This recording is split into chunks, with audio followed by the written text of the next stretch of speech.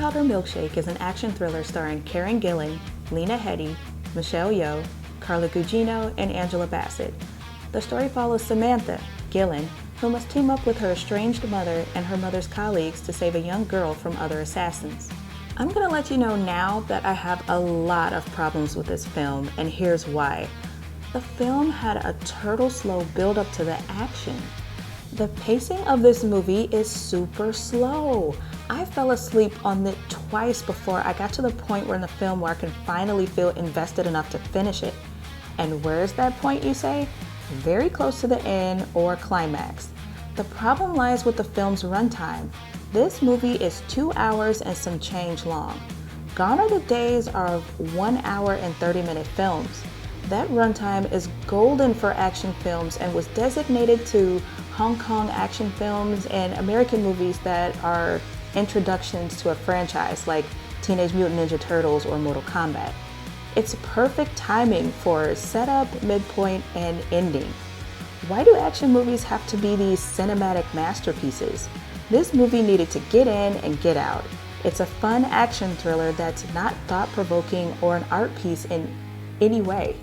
Now, in regards to the stylization of the action, this film had the whimsical color grading of Wes Anderson's Grand Budapest Hotel with the gunfighting of John Woo mixed with action choreography of Charlie's Angels.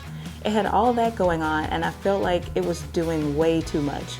As far as the whimsical color grading, that's fine for the Grand Budapest Hotel, but just because it's a female assassin movie, why do you need so much pink and oversaturation?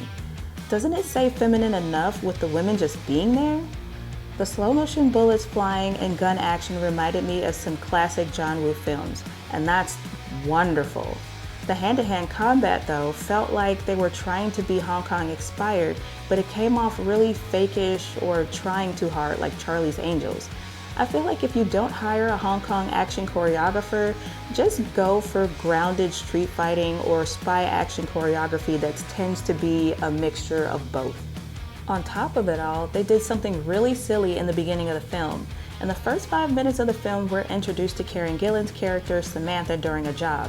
Instead of showing the job in its entirety, they cut away to Samantha at an assassin-affiliated diner for some exposition flashback.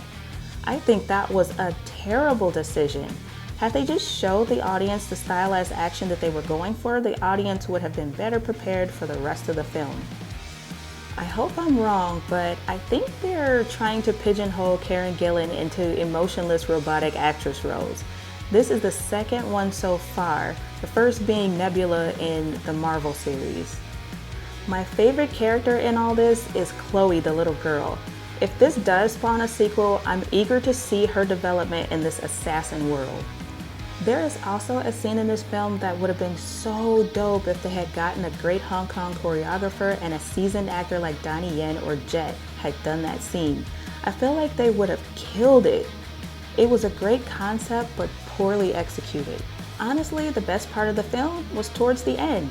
Gunpowder Milkshake is a nice try as a female-led ode to action films, but a majority of the film misses the mark.